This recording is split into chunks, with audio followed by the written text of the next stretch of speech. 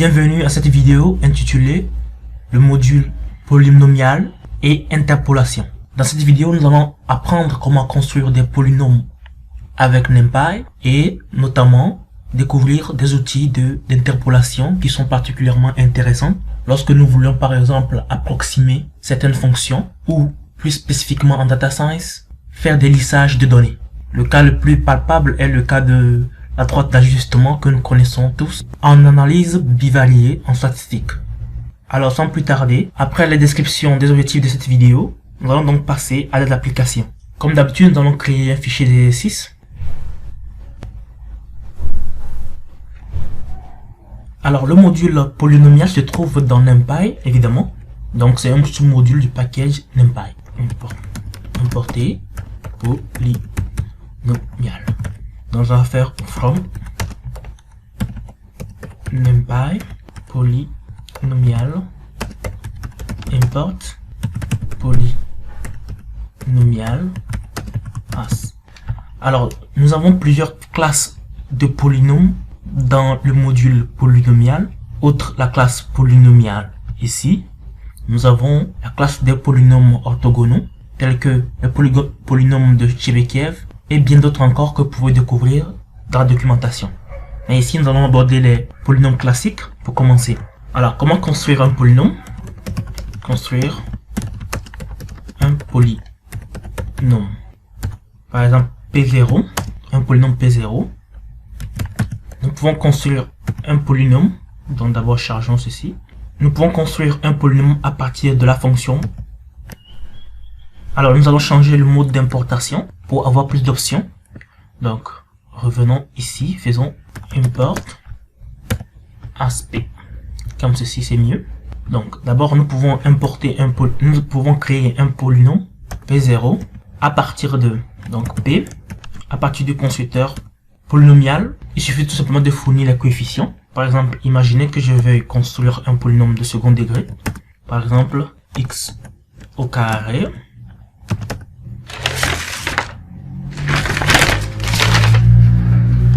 plus 2x moins 3, par exemple. Donc, je fournis d'abord dans l'ordre croissant des degrés, donc moins 3, dans une liste, 2 et 1. Donc, en faisant ça, je construis mon polynôme, P0. Donc, en faisant coef, vous pouvez voir les coefficients que nous venons d'entrer. Voilà. Ou bien, on peut également construire un polynôme à partir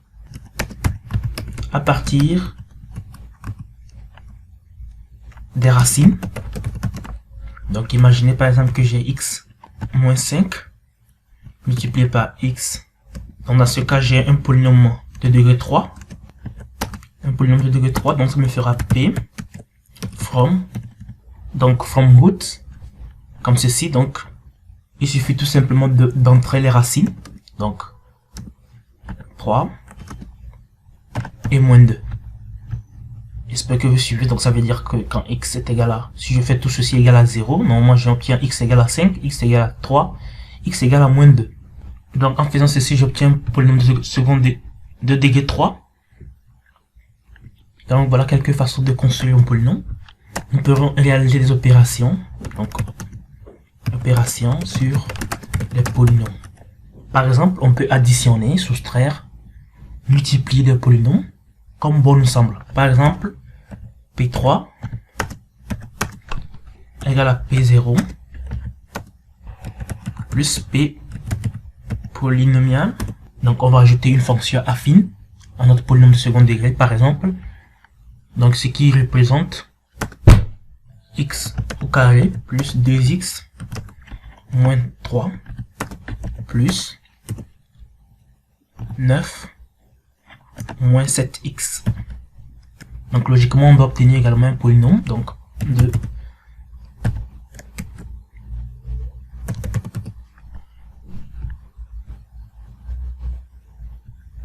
attention, c'est P minuscule.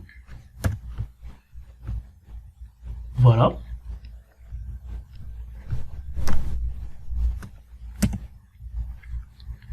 On peut faire la multiplication, des soustractions, bien d'autres opérations. On peut évaluer un polynôme. Donc évaluer, imaginez que vous vouliez. Imaginez par exemple que vous voulez connaître la valeur de votre polynôme lorsque x est égal à une valeur donnée. Donc par exemple, si je prends P0, pour l'évaluer, il suffit simplement donc évaluer avec une seule valeur, 10, ce qui veut dire tout simplement, on peut l'évaluer avec plusieurs valeurs. Donc par exemple, fournir toute une liste de données, numpy, arrange. Pour cela, nous devons importer import numpy as np. Donc là, on peut maintenant invoquer arrange pour obtenir 0, donc une liste de données allant de 0 à 20 pas. 0 à 10. Donc si nous évaluons, donc voilà, on a évalué le nombre allant de 0 à 20, à 19 plutôt, dans notre polynôme. Trouver par exemple les racines d'un polynôme. Donc P0 par exemple, donc évaluer, trouver les racines d'un polynôme avec roots. Donc voilà les racines de notre premier polynôme. Naturellement, si nous évaluons notre polynôme 1, nous devons obtenir 5, 3, moins 2. Essayons cela. Ah, nous n'avons pas de P2, nous avons sauté numéro. Donc là, c'est P1. Donc si nous voulons évaluer notre polynôme, ceci, nous devons retrouver normalement les valeurs, les racines précédemment mentionnées, à savoir 5, 2 et moins 3 et moins 2. Voilà. Nous les avons toutes. Comme vous le pouvez constater. Nous pouvons par exemple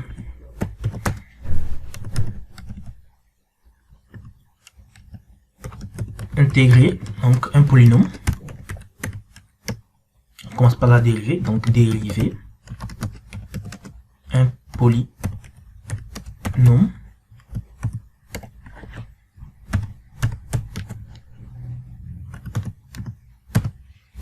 Donc, tout simplement, lorsque vous avez x au carré plus 2x moins 3, ce qui ça fera 2x plus 2. Donc, c'est ce que vous obtenez, 2x plus 2. Vous pouvez faire la dérivée seconde. Donc, par exemple, la dérivée seconde, ça donne 2, tout simplement. L'intégrale, par exemple, vous pouvez faire cela égale P2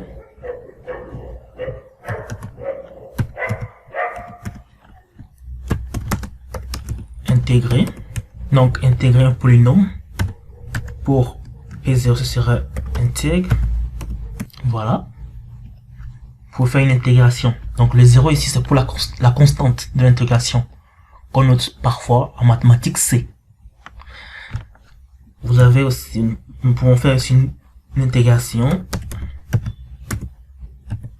2 fois intégrale, donc intégrer l'intégrale du premier polynôme.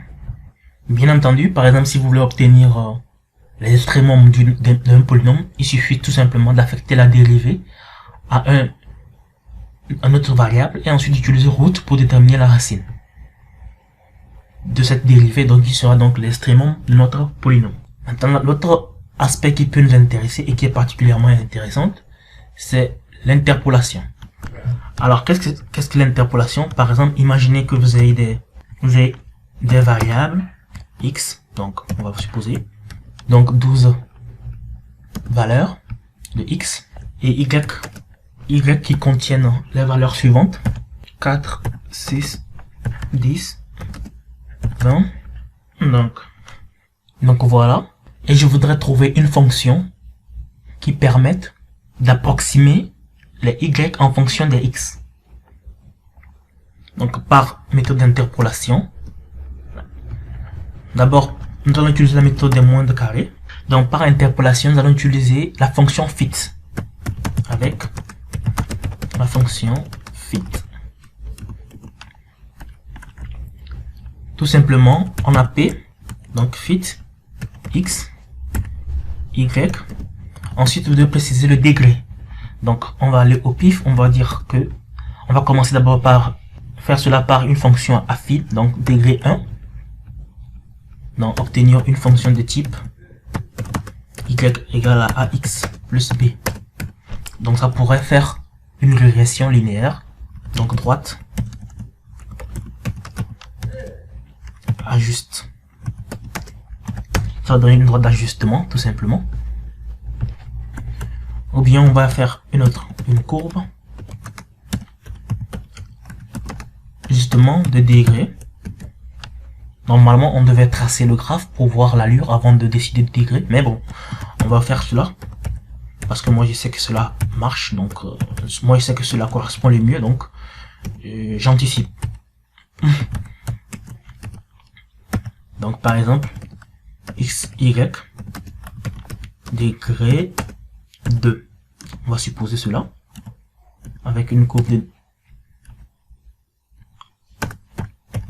Donc y égale à ax plus bx plus c par exemple. Donc si je fais l'approximation de cette courbe pour la droite, donc je peux trouver les coefficients de ma... Voilà les coefficients. Donc je vais les mettre là. A égale à 67,63 et B 55,25. Pour la même chose ici. Donc affichons. Donc A égale à 19,88, B 67,63 et C 47,42. Donc avec cela, donc vous pouvez ajuster donc notre courbe. Nous allons l'essayer, mais pour cela nous devons d'abord importer Matplotlib qui va nous permettre donc de visualiser graphiquement tout cela. Donc import matplotlib pyplot. Nous allons utiliser notamment son sous-module pyplot ASPLT. Là encore, comme nous travaillons dans le module, dans notre environnement spécifique, nous n'avons pas encore installé, donc nous allons aller l'installer. Donc nous voilà dans notre module, donc nous allons installer notre installed matplotlib. Donc ceci c'est un package majeur qu'il faudrait avoir obligatoirement lorsqu'on travaille sur des trucs scientifiques avec Python. En attendant que ça charge pour qu'on l'installe. Donc là ça charge, ça s'installe, on attend. Donc c'est fait. Voilà, c'est fait. Nous pouvons donc retourner dans notre environnement et charger notre package matplotlib. Donc nous allons visualiser tout cela. Donc d'abord nous allons commencer par générer des points. Donc xmin, xmax. Donc pour rappel, nous avons déjà étudié la fonction linspace. Nous voulons 100 points. Vous comprendrez, là nous allons fournir un tuple pour spécifier la dimension de notre graphique, notre figure graphique, une matrice de 1, 1 qui va renvoyer donc un seul graphique. Nous allons ajouter d'abord la droite. Donc pour cela, droite d'ajustement, on va mettre xx. Donc rappelez-vous comment on évalue une fonction, un polynôme. Donc il suffit tout simplement d'entrer les valeurs entre parenthèses, comme nous l'avons vu à ce niveau. Donc c'est le même principe. nous avons généré une suite de 100 points compris entre 1 et 12 ici. Ensuite, nous avons créé notre figure graphique. Donc, créer, placer, bien tracer. À la droite de régression linéaire égale à ax plus b. Donc c'est ce que nous avons fait. Nous allons le mettre en rouge. La taille de la droite 2, ça c'est bien. Et nous allons mettre la légende.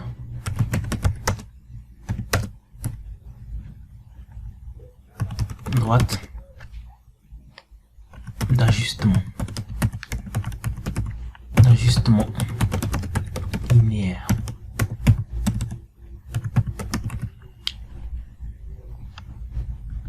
Nous allons faire la même chose avec notre polynôme de seconde. La courbe d'ajustement de degré 2.